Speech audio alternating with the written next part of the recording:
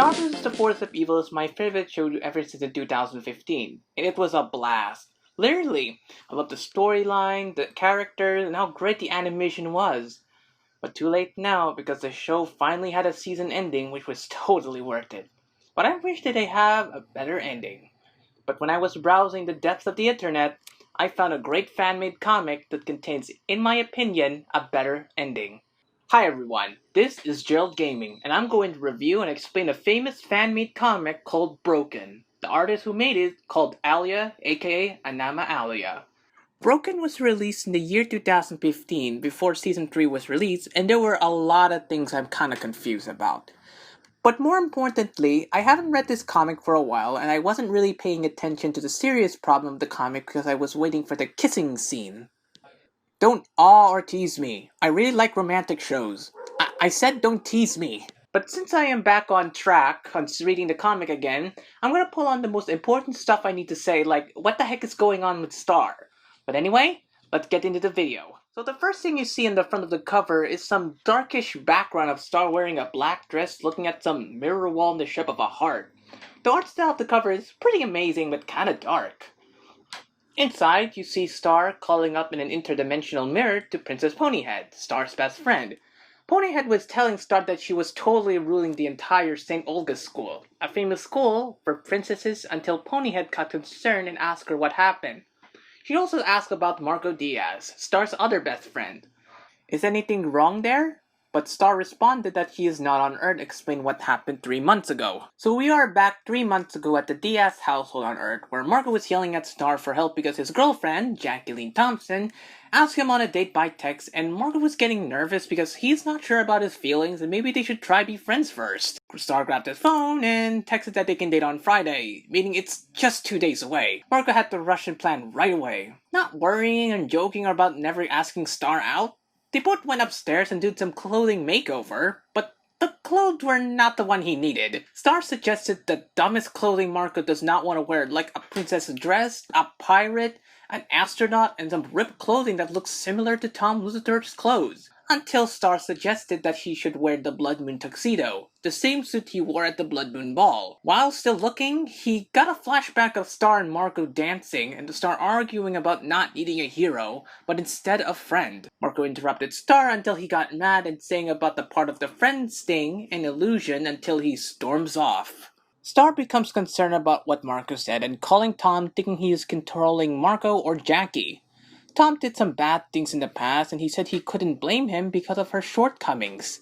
He also hated much of the idea of what's going on, which is, and I quote, stupid face for himself. Star still didn't get what Tom said until Tom mentioned that Marco is in love with her, which he never notices. After Tom says the part that Marco does not deserve Star, he hung up. She needed to talk to him immediately. That night, Star found Marco on the roof, already done texting to Jackie about dating another time. Marco apologized about ruining the Blood Moon ball, and Star apologized as well for saying those things and for upsetting him. Both of them made some mistakes, and Star was talking about Marco going to the ball and starting to wish he didn't send that text to Jackie.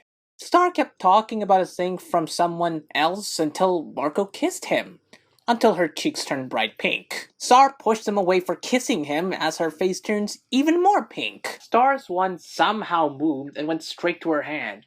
Then all of a sudden, Star turned worse until she looks like she is possessed or something. Marco becomes bat crap scared until he fell off the roof as Star comes back to normal. Luckily, Marco just fell at the ground at the front of the house filled with cacti. Marco was traumatized with what he just saw and kept asking so many questions. So the next day, Marco told Mrs. Diaz and a doctor a different story about getting homework and getting it back. It meant that he was lying and he does not want to tell them what actually happened based how crazy the previous night went. Star was just at the stairs looking at him and was thinking what he just said to her. So the doctor leaves and Star caught Marco at the couch who was still in pain for falling off. Marco saw Star and they got to catch up as Star noticed that he cancelled the date based how Marco was worried at Star for losing control of the wand and should have not kissed her. Star's eyes are now filled with tears and Marco tells her to come to him for a hug only to slightly get hurt. Marco says that they are friends no matter what and she can never hurt him, only to accidentally say I love you and got super cringy embarrassing. Laughing it off like an idiot for embarrassing Star, they almost kiss again, but not until someone knocked at the door and Star's wand starts flying at the living room and blasted the door, only to reveal Jackie at the doorstep as Marco's mom passes by the teens and got surprised that the door was vaporized. Things got even more cattywampers as Star throws the wand to Marco and keeps exaggerating about burying, hiding the wand until she storms up to her room. Marco apologized about what just happened earlier and didn't even know what's happening to Star for days. Jackie says that girls are unpredictable and just stress. Hey, don't look at me, she said it. Marco thinks she is right and everything is going to be fine. Meanwhile, at Star's room, she kept saying, "I'm not fine," like multiple times and asked Glosstrix about why she acting so weird. The answer is reason and emotion. She has to figure out and find the answers in her mind and from her heart. Now, it's gonna be a lot weird about the situation right now. Glosstrix says that her emotions are divided. He also said that she can control the wand with her feelings the right way, or she can be overwhelmed by its power and lose control. This means if she ever loses control, she will become an actual bad person like Ludo. Scared and terrified at Glosstrix's words of wisdom, she started to panic, thinking about all those fights with Marco. Glosstrix told Star not to panic and calms her, trying not to make the solution worse. But she has to accept it and continue on being herself. Still panicking for not knowing who she really is, Star must understand and accept many things. To do this, he gave her the journal. Star does not get it, and Glosstrix explained that she needed to dig inside her feelings to control herself. She has to know and accept the two parts of herself. By doing this, she needs to reinterpret her journal and her thoughts about Marco. And then Glossy talks about kissing, and Star yells at him to go away. So we see a whole page of Star looking inside her journal and read some text and statement about the two of them. It says about how Stars met Marco and became best friends, and the two became a premier force in battle. Star thought about what she likes most about him, and that he helps her in everything she does. And no matter how crazy the situations and dimensions she takes him, and how many monsters they fight, she will always be her best friend. Then Star saw a drawing of her and Marco at the bottom right corner of the journal and forgot that she wrote those things. She knew it was true that Marco will change her life, and that kiss. She can't guarantee his safety if she does not find herself first. So she grabbed the pen and started writing about her actual feelings and help on finding the truth. Continuing to write, we are back at the living room with Marco and Jackie until the wand turned bright pink. Concerning Marco, meaning Star must be agitated and flipped out again. Jackie suggested that she goes and check on her and try to open up, but Marco insisted but he fell down and causing his ankle to hurt. Unable to move, Jana, the Filipino girl who is slightly weird like in the show, shows up holding the door keys, meaning it's not really necessary. Instead of Marco, the two girls decided to go to Star's room. As they went in, they saw Star, covering her face as if she was hiding something terrifying. Star begged them to back away only to turn around with her eyes turned evil green with purely white hair. She becomes even more and more terrifying like an exorcist as Star jumped high and grabbed the wand and summoned a green projectile at Jana and Jackie, only for Marco to appear with a table. I really can't see what Marco was holding because of the pages and cover for the two girls. But as Star comes back to normal, she became so scared as her eyes couldn't believe what she just saw. Fortunately, Marco survived only to see that the blast went to his chest and got like a second-degree burn. Star approached Marco to try help him, only to yell at her to stay away from him. Awkward and embarrassed, Star's face became really sad. Both of her heart-like emblem cheeks started to crack, and she storms off the frame. Then we have to go back the way we were in the present day. All that was just Star telling everything what happened earlier to Ponyhead, just like I told you guys. Ponyhead asked if Star called his mom and left any explanation, but Star said there was nothing to explain. I think it was the right thing to do. Filled with guilt and how sad she was, Star was starting to feel like she can't control her emotions and herself anymore. You can also see that the wand has turned black, indicating that the wand is getting broken. Back to the conversation between the two teens, Ponyhead will not stand by because of her actions and just hung up. I mean, come on! Star was feeling so depressed about what she just told her and just hung up. But not until a windy sound passes by at their window, making Star really curious. Meanwhile, back on Earth, it's Marco's birthday and it's great. So far, not gonna lie.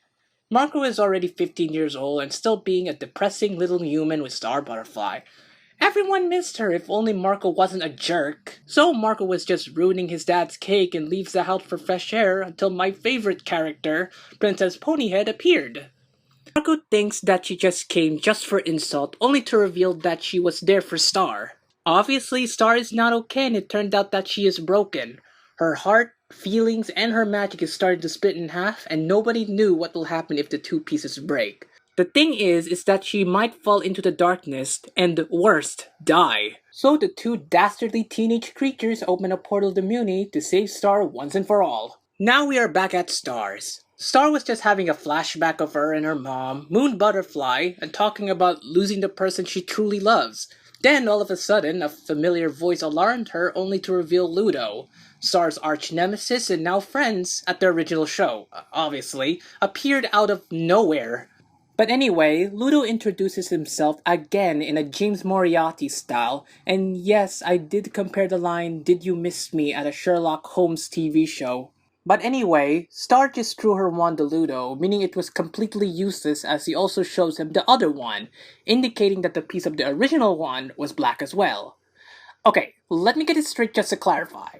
Without the wand, both Star and Ludo's wand are useless and notice that she can't control herself. Ludo wants her to work for him for his evil plans voluntarily. Star refuses as some creature behind Star's back appeared and started to scream. I am guessing that was the bird and spider that Ludo tamed. Now, we are back at Marco and Ponyhead's perspective. When they finally arrive, the castle looks pretty darn scary since it's filled with bats. Gosh, I hate bats.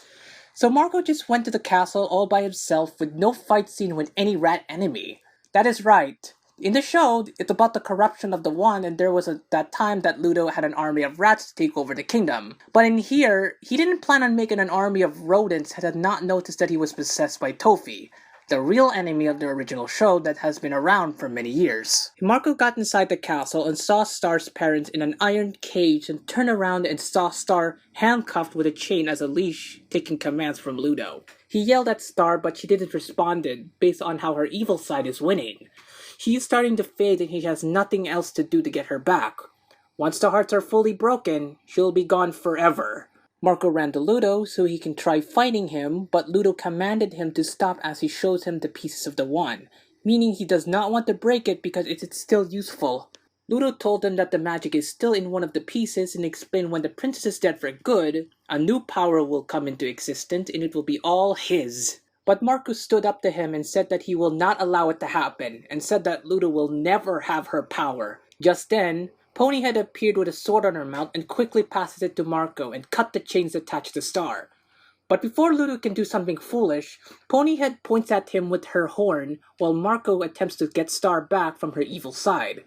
This time, Marco knows that she is still in there and he's not going to lose her again. He tried to tell her to wake up, begging her to come back to normal. But he just made it worse as Star went to a tantrum and pushed them away from him. Star finally spoke and said that he brought her into this and then he left. She thought all this time that he accepted her, but he didn't, and thought that nobody can fix her. This gets even worse because she does not know how to make things better. Of a good friend? Of a good princess? For all she knows, that she doesn't know who she is anymore. But Marco does. Marco says that he told her that she is Star Butterfly, a weird princess and a weird friend who look out for people who she loves. He thought that she is a person who can change people's life with magic and cheeriness. Marco says that Star is the only person who brought him out of his shell and made him a better person. Even if he gets hurt, she will always be there with him. What Marco learned for the past few months is that anyone can have a dark side to them. A part of them is even more instinct and less logic. A part of them that they can't admit having is causing nothing but pain and suffering, which is okay.